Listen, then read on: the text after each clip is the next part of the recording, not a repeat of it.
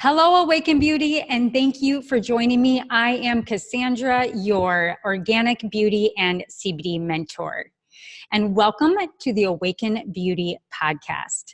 Today, we're going to be talking about stress, the key types of stress, with Dr. Chris Frykman.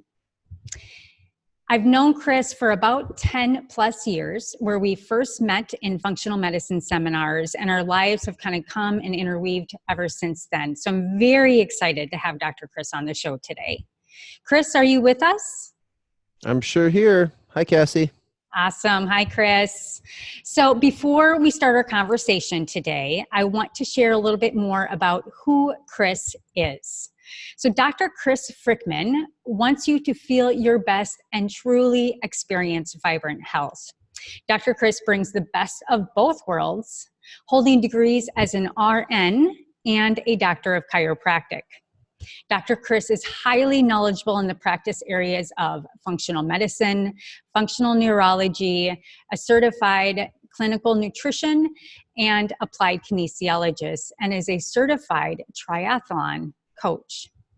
Chris identifies the obstacles keeping you from experiencing true health and helps you do what it takes to achieve it by using a natural, holistic, brain-based approach to solve any health problem so you can live your life at its best. I don't know, Chris. I'd have to say, wow, is there anything that you don't do? And I just want to kind of warm up this brilliant female audience that you are a lack of no estrogen in your home. Am I correct on that? Yeah, right. There's no lack of estrogen in my home. Yeah, that is correct. I have 3 stepkids and 4 biologic kids, and all 4 of my biological children are women or girls, and obviously my partner is a female as well, and so yep, there's a lot of estrogen running around the house for sure. That's awesome. Well, I just want to kind of just jump right in, and today we're going to be talking about stress, and this is a huge issue and an epidemic, I believe, in society at large. And you and I both come with a little bit of a functional medicine background. We really kind of hear the term 80-20 rule applied to work and things of that nature. But I have a different view of the 80-20 rule when it comes to stress and genetics and epigenetics. And studies show that 80% of our health is due to our environment, how we eat, how we sleep, how we think, and only 20% of that is really correlated back to our hard-coded genetics. So, to preface that, we have a lot of ownership in our own lives and how much power we really do have. So to jump us off, you have a strong functional medicine background. Can you just kind of give everybody a brief on what is functional medicine? How is it a different approach? Kind of that peeling the root of the onion apart. And how has it really helped your client base at large in all the years that you've been practicing? Sure. What I say to people, I think there's a lot of nuances that we could talk about with functional medicine. I think the most basic way to think about it is that functional medicine versus allopathic medicine or traditional Western medicine, more Western medicine, to start with, that would be mostly focused on diagnosing a problem. So they would want to find a problem, and then they would treat the problem. So if you have arthritis in your knee, they might treat the arthritis. If you have diabetes, they might treat you like anyone else that has diabetes of that same type. So it's mostly about trying to find a disease, put you into a box sort of that anyone else with that disease or syndrome or condition could be put into, and then ignore the fact that you are an individual. They just treat you like the disease, if that makes sense. Absolutely. It doesn't mean that there aren't people in that industry that care. I shouldn't say industry, it's a profession. A lot of them still care. Most of them still care. It's just a different way of doing it. So functional medicine, on the other side, is more about treating the whole person. So so someone might have diabetes, they might have arthritis in their knee. They might have Hashimoto's, thyroiditis, anything, or they might not have a diagnosable disease. Whether or not they do have something that's diagnosed, we're not as concerned with the diagnosis as much as finding out how to help them live a more vibrant life. Does that make sense? Absolutely. Absolutely, it does. And so, you offer a lot of different kind of testing modalities, a lot of ways that you can really get to the root issue. That's one of the assets that functional medicine brings, and a really different approach for a patient, really. So you can really get down to the nuances. Can you talk a little bit about kind of what are some key areas of testing that you can use and what you like to use within your practice to help women kind of get to the root of whatever the ailment or the issue is? Sure. So I do a lot of different things, actually, kind of like you said in the beginning. So it varies a lot based on how people show up. But if we're talking about functional medicine and we're talking about kind of like the beginning, I like to start with more foundational testing. So sometimes people come in and they want to test hormones, or they want to test heavy metals or something like that. And I like to start a little bit more foundationally, and I like to rule out some things that that an allopathic physician might diagnose as a problem, like dysglycemia or anemia or thyroid issues, things of that nature. Because what I've found by being taught by some amazing teachers, as well as just through clinical expertise over the course of about 15 years I've been in practice, what I've found is if you do have some of those issues that I mentioned or some other ones, then it's really hard. Let's just say anemia, for example. That would mean like there's not enough oxygen getting to your blood, your brain, some other tissues. So if you don't have that oxygen, then you're not able to really, it's not going to matter how much estrogen you have, because we're never going to really create healing and health in your body if you don't just have oxygen to your brain. So I like to start with some of those really, really foundational things. And then after we find out that, okay, great, your thyroid's working well, your iron, you've got oxygen, your bloodstream is able to get nutrients to your cells, and it's able to get metabolic waste out of your cells.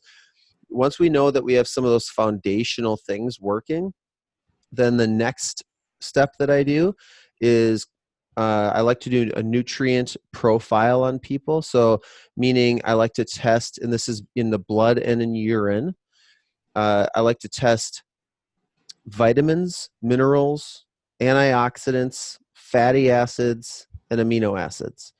And so we can find out a lot about a person based off of that information. So, one obvious way that you can help is, okay, well, we find out you don't have very much vitamin D. Let's say your vitamin D comes back and it's 17, and we know that optimally your vitamin D levels are going to be between 70 and 90. Below 50, you've got an increased chance of autoimmunity. Below 40, you have an increased chance of cancer. And below 30, you have an increased risk of osteoporosis, seasonal affective disorder, and other issues. So one easy way to treat that is to just give vitamin D. So that's like the most basic, obvious way to sort of help. But there are some other things that we can do too that are I guess they're a little bit more nuanced, and you have to understand a little bit more about what you're reading on the test. But when we start to balance out all those micronutrients and macronutrients, so macronutrient meaning fat, carb, and protein. Mm-hmm. So that's protein is amino acids, fats are fatty acids. So once we balance out those macronutrients, and then the micronutrients are the vitamins, minerals, antioxidants, glutathione, that kind of stuff. Once we balance those things, then a lot of times your body's able to heal from an amazing amount of things. So a lot of times we don't have to do the hormone test or the food sensitivity test or the heavy metal test or whatever it is that people were kind of wondering about. Those are all super valuable tools, by the way, but a lot of times your body will actually heal itself when it just gets like the basics of what it needs. So I like to start with the foundation. Does that make sense?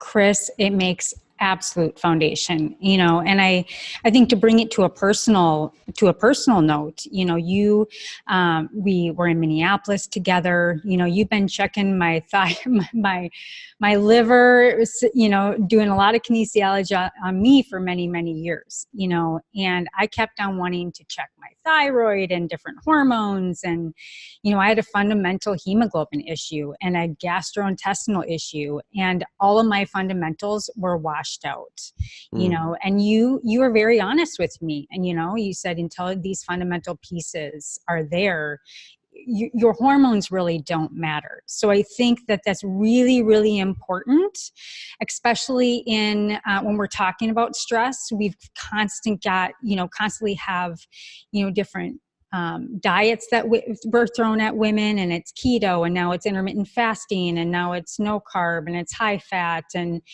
women are really kind of throwing themselves all over the place, trying to attach to the newest and greatest. And really it comes down to self-care, fundamentals, and having, a cheerleader such as someone like you on their team that really understands the nuances and can kind of coach them through this process and encourage them, because it's not always fun.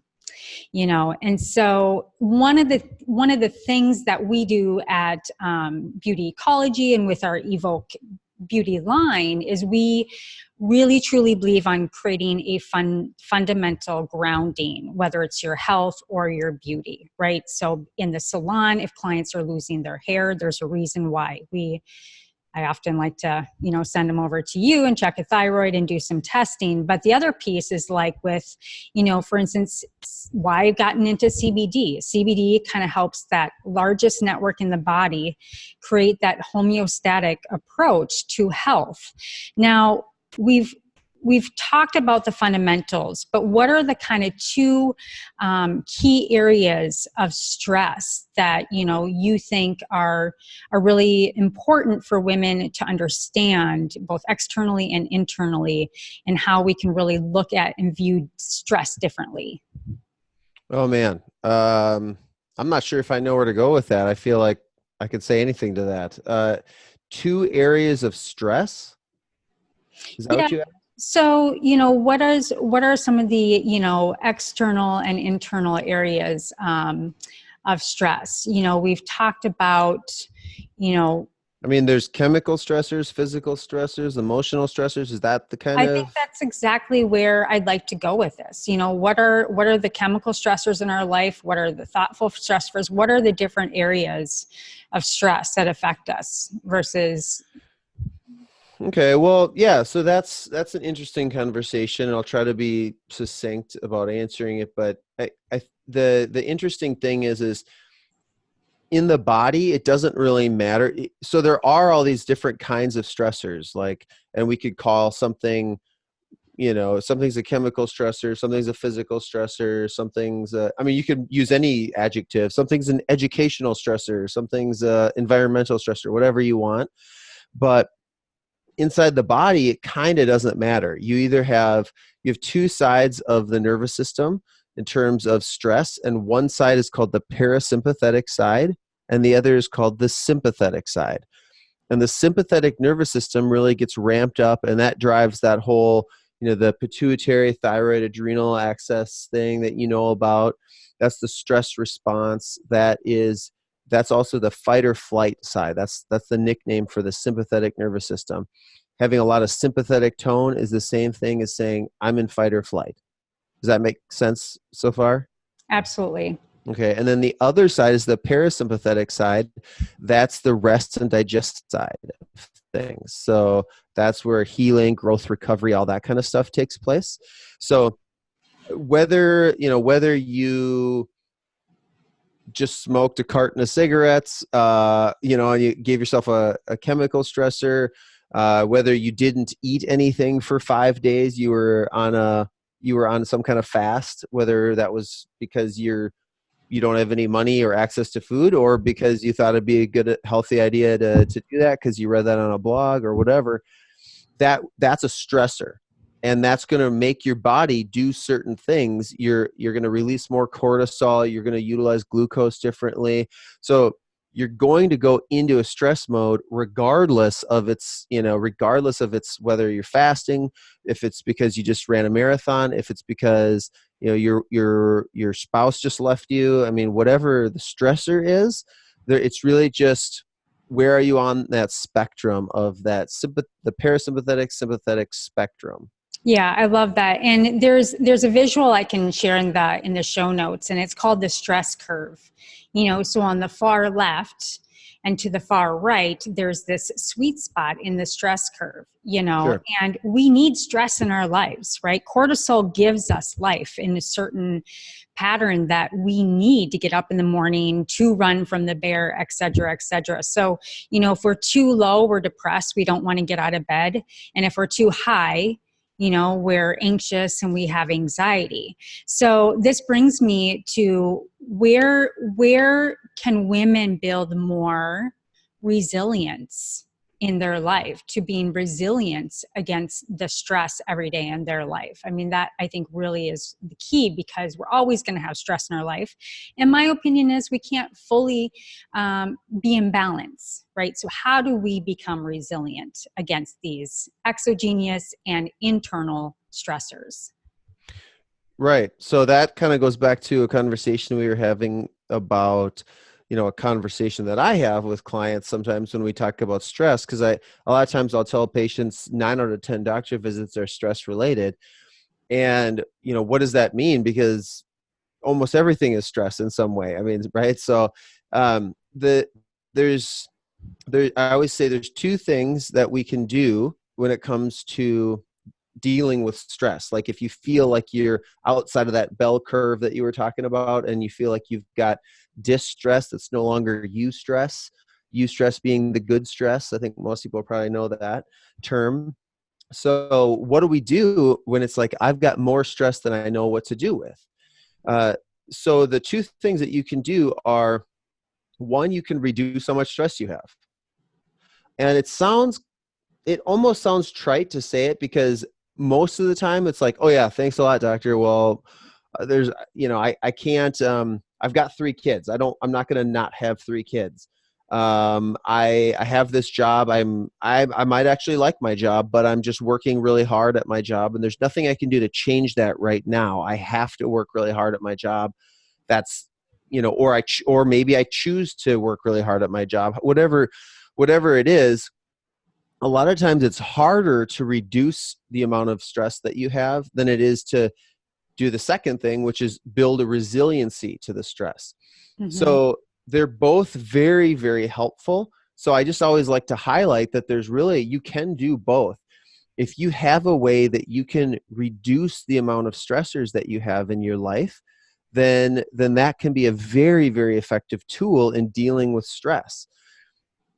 So for example, if somebody is really stressed, this is just an example, but I'm just making this one up right now because I just happen to mention fasting, because fasting is a stress on our body. By the way, eating is too. So, I mean, it's, you can kind of, pick your poison, right? Damned if you do, damned if you don't. But, Right. I'm going to pick on fasting for a second and just say, for some people, fasting is going to be really good. And there's different kinds of fasting, but this isn't about fasting, so we're not going to talk about that too much. But fasting can be really good in certain circumstances for certain people, but don't fool yourself. It's absolutely a stressor. And so maybe if you're dealing with too much stress right now, if it feels like you're too stressed, and there's a lot of ways to figure out if you are stressed. I mean, like, for example, like maybe you're not sleeping as well. Well, I started fasting and I started losing weight, which is what my goal was, but I'm so tired now, or I'm not sleeping through the night, or I'm also losing hair as well as body fat, or any number of issues that could be at play. That might not be the right strategy for you right now. maybe fasting isn't the right thing for you right now. You mentioned a couple minutes ago, like all these, should I be paleo? Should I be vegan? Should I be keto? Should I be, not eat any lectins? Should I, what should I do? And almost all of the diets have some merit for some people sometime. That's why they're there. That's why people write books about them. And, there's people that really encourage you to follow that strategy. Usually I think it's easy. I haven't written a book yet, but I'm guessing that it's easier to write a book that says everyone should do this and this is why it's so good.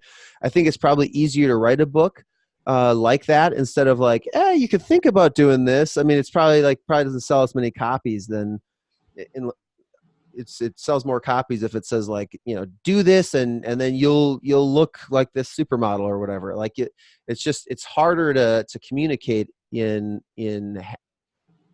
sort of the reality of Yeah. So on that topic, you see a lot of women and a lot of men come in, on these different variables of what they're trying and what they're doing. I am curious, with the keto craze, with the intermittent fasting craze, we have many biohacking friends. I think I'd like your input on this, and I think you've partially already given it. We sell things, people want action, and they just want to know what to do, right? Absolutely. And it's kind of the easy thing. And then there's also the side of overwhelm, information overwhelm that leaves most people into analysis by paralysis. And so, you've got, trying something out and then trying to consume everything. And it's just this world of confusion and overwhelm. But there are key fundamental areas in our life. And there's a key service that you offer I'd like to have you share about. Okay. That you brought into Beauty Ecology, and you do this service, which is the vitamin drip out of our organic salon. And I've seen it, grow for you. I'm very excited for you in this new realm of service that you've gathered and put into your practice. Mm-hmm. To me, if we take out the information overwhelm and we take about these key diets and these key supplements, really comes back to those macro, micro, everything, hydration, all of those key things that your body needs support on.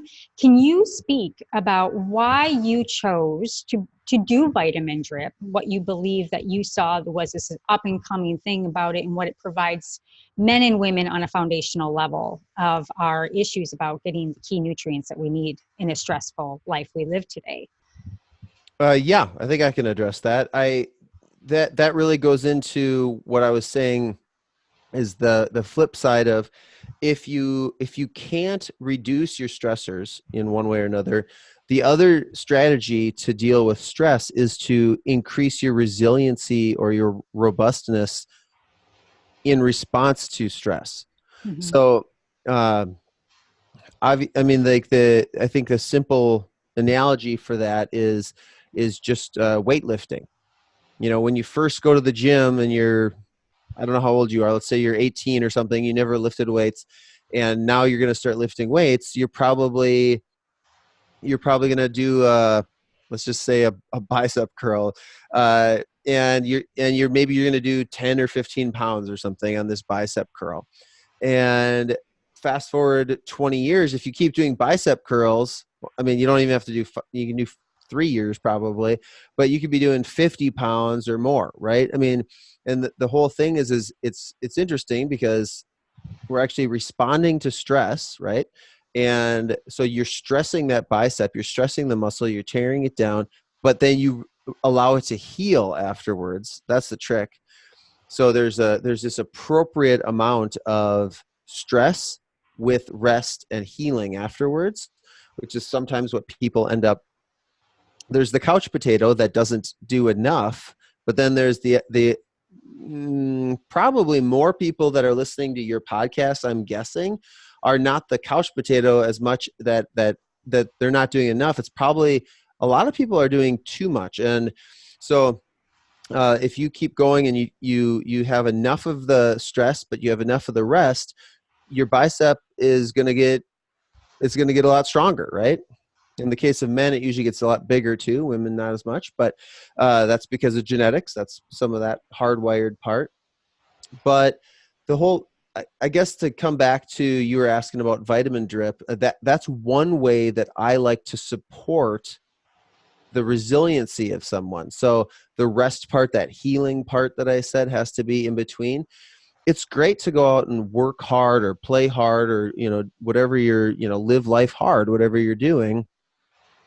And, but you need to support yourself well in order to do that. So, and so vitamin drip is one way that you can do that. So the nutrients that you put in, whether it's your diet, oral supplements, or what vitamin drip is IV supplements, that's a way that you can get those nutrients into your body in a way that will help you to regrow, rebuild, get into healing faster than if you're malnourished. And it's just a huge percentage of people that are malnourished. And Yeah. it kind of depends. The percentage will change a little bit depending on what you consider to be malnourished. But there are plenty of studies out there that show things like 99% of people are deficient in at least one of these key nutrients. So I mean, basically almost everybody is malnourished in some way. Yeah, And I the think the interesting test. thing is that goes across all body composition, uh, all sorts of body composition. So whether you look really skinny, or you look really obese, or you look, even if you look muscular, and you might even look good, you're probably nutrient deficient anyways. That's just the reality of it. So what were you going to say? Well, I was just going to give you fact to your note, is that the National Health Institute, says that 25% of U.S. population is, diagnosable with a digestive disease, and over 75% of the U.S. population have some form of GI discomfort, whether that's IBS or bloating or, microbiome issues. I mean, I think it's vast at large. And it brings me back to, the IV, and built on this whole premise of, the Myers cocktail, and how just through experiencing that when nutrients were brought into the cell, going back to the healing, the sympathetic, parasympathetic, the body is able to better function and support itself in that resilience. And so can you share a little bit more on, what is the experience of an IV drip? I mean, we're in Minnesota, right? So it's really huge on the East Coast. It's really huge on the West Coast. It kind of got its popularity because people would go get sloshed, right? And then wake up the next morning and go get a drip. So Yep, that that's one way to use that can technology. recover from over abusing alcohol. But I've seen men and women of all kind come into our room, and some from cancer to just wanting to optimize their health and their athleticism and their performance, to women with adrenal fatigue and just at their bottom. So there's something that's going on, and there's a myriad of ways that you provide this service. But at a fundamental level, what can someone expect when they go in to get a drip from you? Sure. Well, they can expect to get 100% of the nutrients that we're putting in delivered to their cells. So I think that's the kind of the promise of IV nutrient therapy, that's sort of just beats everything else in terms of nutrition. It does not replace a healthy diet. In my mind, it doesn't even really replace oral supplementation, although it could replace some of that. But there's still a lot of oral supplements that I recommend for different people, depending on what their situations are, what their goals are. There are some things that we can't put in nutrient IV, but the strong thing about IV nutrition is that what is in there is 100% bioavailable. So There's a study that I like to cite that shows that magnesium in the IV is 10 to 12 times more bioavailable than any form that you can get it in orally. Wow. So to put that into numbers, a lot of our formulas will have about 400 milligrams. The different formulas vary, but a lot of our formulas will have 400 milligrams of IV magnesium, along with a bunch of B vitamins, C, calcium, and some of them have amino acids, all kinds of trace minerals. But just the magnesium for a second, if we put in 400 milligrams, you're actually going to get 400 milligrams. Now, just to paint the picture, if you put 400 milligrams into your body by your mouth, if you're in that top 20 25% of people that has a really good functioning digestive system, you're going to get somewhere in the neighborhood of 30 to 40 milligrams actually delivered into your tissues. Hmm. And if you're in the 75% of the population that does have some kind of digestive complaint, you're looking at anywhere from 0 to 30, so Yeah, it's so really huge.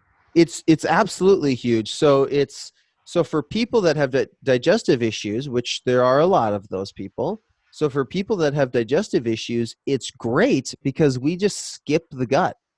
It literally just goes it. Now you still have to address the gut health. You still have to do that, and you still have to get to where you're eating a healthy diet, and there's a bunch of things that have to be addressed. It's not a cure all, but man, does it help. It's such an awesome tool to be able to use while you're healing that gut, to go in and really get those nutrients, just some of those key nutrients. Like I said, some of the basics, like all those different B vitamins, like a methylated B12 is so helpful for a lot of people. Vitamin C, just super, super powerful. And a lot of those trace minerals, glutathione is one I love, and we could talk more about that, but I like that specifically for certain reasons in the IV. But when you put them in an IV, it's 100% bioavailable. So you're just flooding the cells all of a sudden with this awesome nutrition that's really been starved of for sometimes a really long time. Yeah, I think that's really valuable information. And I think my focus, on summarizing what you just said is the transport of nutrients is becoming also an epidemic within the nutraceutical world, pharmaceutical world, et cetera, et cetera. And that's what I love about the vitamin drip and what you do is because it does skip through the gut. You same with CBD. We have all of these companies out there creating all of these products. It's an oversaturated market. But my focus with the CBD products is really what is the bioavailability, right? So you have vitamin drip, and then you get in the CBD world where you have liposomal and all of these different transports. But when anybody's purchasing a nutraceutical, when anybody's purchasing a service from you, I mean, I think there's something that we always have to keep in mind now moving into these next generations of transport nutrients is what is the bioavailability and what are you really spending your money on? Because in CBD, I mean, you're maybe getting 15 to 25% from a tincture that's underneath, holding underneath the tongue for 30 to 60 seconds. $165 on a tincture that you're getting 15% of, that's really inefficient. So that's why I think the vitamin drip is so powerful. What are some of the biggest, what are the biggest reasons people come to you for a drip? Well, for sure, the biggest reason is energy. Yeah. It's just, I mean, oh man, I think it'd be fair to say that was the same. That was also true in my chiropractic practice for all those years when I didn't have vitamin drip as a tool. There's just so many people that are tired, Cassie. I Mm-hmm. mean, they're tired, they're fatigued, they can't keep up. Their life demands more than they're able to muster well, if that Yep. makes sense. So, energy. I don't have enough energy. That's for sure like the most common thing. So, um, I will say that I always like to let people know this, so I'll just say this now. about 60% of people will feel a significant positive effect after one drip. Hmm. That goes up to about 80% after 2 drips, and it's about 99% after 3 drips. So my default recommendation for people is to do 6 drips over 6 weeks when they first start. And then they can kind of tailor things after that, whether they want to, not, if they don't want to keep coming, or if they want to come once a month or twice a month or whatever. Some people choose to come once a week still.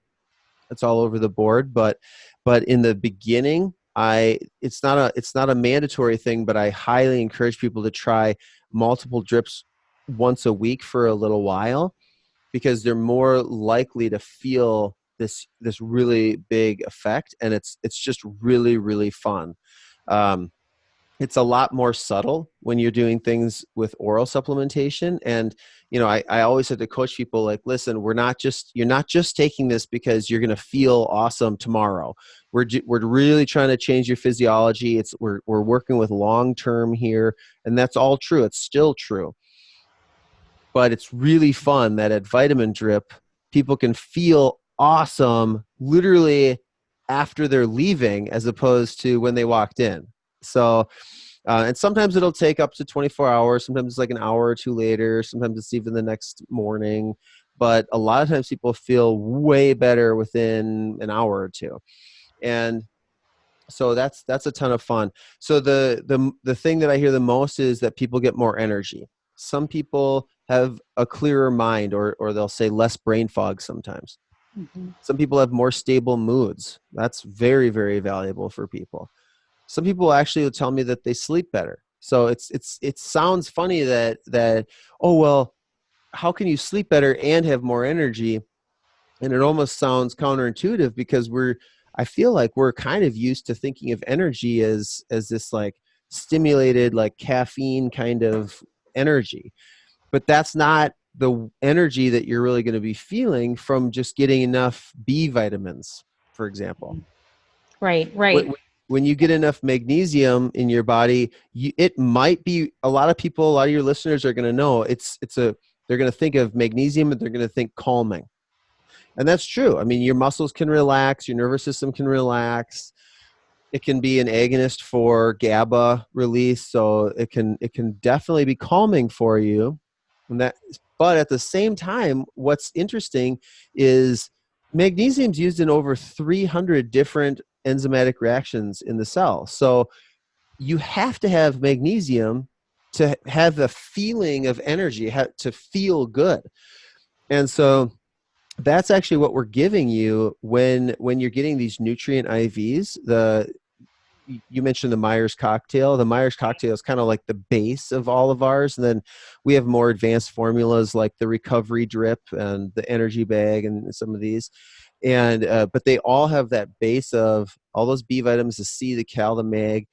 And when you get that stuff, you're just going to feel great, and everything is going to work better. So your immune system works better, your nervous system works better, and you can sleep better. All of that stuff is going to happen. Absolutely. I love that. And the person that should not do a vitamin drip, 2 seconds on that. Oh, yeah. Well, anybody that wants to do a drip is going to have to go through our health questionnaire. And some of the big ones are congestive heart failure, recent heart attack, liver disease, kidney disease, let's see, pleural effusion, pulmonary edema, things like this. So it doesn't mean that people like that can't. So if somebody had congestive heart failure, I'm not saying that they could never, ever have an IV, but we at Vitamin Drip just don't do that. Right. So we are Vitamin Drip. We're really, really proud of this. Collectively, we've done over 1 million bags with 0 serious adverse reactions. So we're really, really safe. We're all about that do no harm first kind of idea. So along that same line, we're not going to drip some people that are a little bit higher risk that could maybe get an IV if they're at an emergency facility like a hospital, where they can, if they have like a really serious problem, then they can, break out the paddles or something, and, or whatever they need to do. Right. So we only do it if it's very, very safe. We verify that ahead of time. And we don't do all the nutrients that could be dangerous. And iron is the one that I always kind of use as an example, because a lot of people know of iron. A lot of people know that you have to have some iron, and it's very important to have iron. At the beginning of our talk, I even mentioned if you have anemia, and one kind of anemia is not having enough iron, so you can't make red blood cells properly. If you don't have enough iron, then you're going to have problems doing almost everything. Mm-hmm. But at the same time, giving iron in an IV, it has a little bit more risk to it. Sometimes it's really valuable for people, just like a blood transfusion can be really valuable, but it just comes at higher risks. And so at Vitamin Drip, we really focus on things that are super safe and super effective. Yes, and you do have a medical director as well that oversees Yep, everything that you do absolutely. as well. So you do have somebody on another person to kind of bounce things off of, and to really make sure that the person Yeah, and is well she's taken care of. right. And our medical director is the one that orders all the prescriptions. So Mm-hmm. I have a very firm understanding of functional neurology, and I'm a nurse by license as well as a chiropractor, so I can start the IVs. But as long as you bring that up, I'll just be clear. I don't order any of the IVs myself. Those are my medical director does the prescribing for that.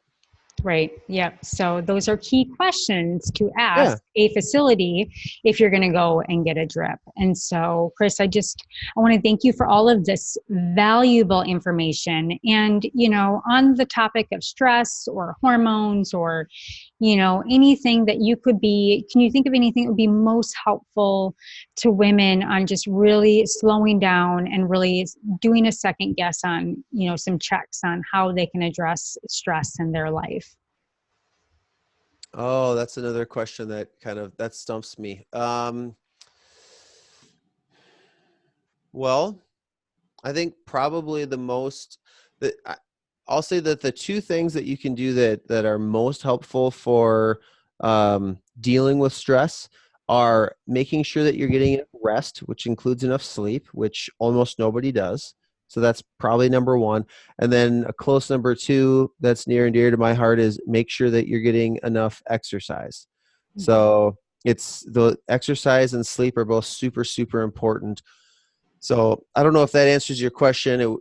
You kind of asked it in a way that might make me think that you're No, I think it's looking great. for, It's good. I mean, yeah. that's fundamental. I mean, we rest and we recover while we're sleeping, and we need the exercise to exert certain hormones and to excrete toxicity, and frankly, just get that nice little serotonin up so that we can have that stress response released from our body. So those are two really fundamentals that I think are great to leave with. And one last question for you is, Yeah. what is one unique thing being on the Awaken podcast?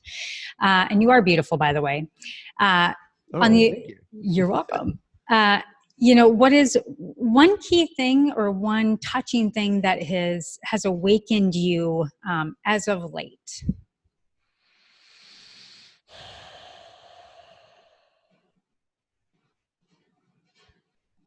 I mean, I don't know if this is, again, exactly what you're looking for, but the thing that I think of when you say that is that something that I've been working on for a really long time, and I still am, is that I'm trying to sort of really increase my emotional intelligence.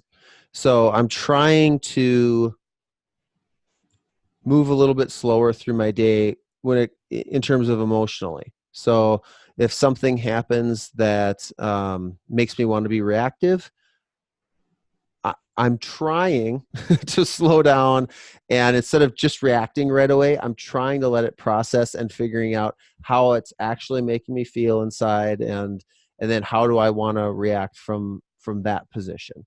And I mean, for me, it's easier said than done, but that's a big thing that I'm working on right now. I think that is wonderful. And so, Chris, I just want to thank you for all the valuable information you brought to our wonderful guest today. Can you tell us a little bit more about where we can find you and where you most hang out on the media streams? Yeah. Well, I have sort of two businesses. I have this Vitamin Drip Minnesota, so that you can definitely check out vitamindripminnesota.com. It's all spelled out. And you can see our most popular drips there, the indications, the ingredients, the pricing, all of that stuff. At the bottom, there's a bunch of awesome reviews that people have left, as well as our different addresses where we can be found. We're currently in Wayzata, Coon Rapids, Minneapolis, and St. Paul on different days of the week. Just like the name implies, we're in Minnesota only right now. So, so that's what we're doing there. We're on Facebook.com/vitamindripmn. So you can find us there. You can also look me up at drchrisfrykman.com, and I have an online shop there where people can get doctor recommended nutritional oral supplements as well, and they can kind of find out a little bit about applied kinesiology and some of the other things that I do, and they can listen to my podcast if they want to. That's right. You do have your own podcast. And so, Chris, I hope to have you on another episode in the future, and we'll discover other topics that you just have a wealth of experience in. So thank you again for being on the podcast. And I want to thank you, everybody, all of our viewers. Make sure you subscribe wherever you listen to a podcast, and make sure you leave us a review, because only then, if you leave your aha there in that place, other women can discover what you discovered and begin to take action on living a better life, awakened, and to get their sexy back. Thank you again for joining the Awaken podcast. Yeah, thank you.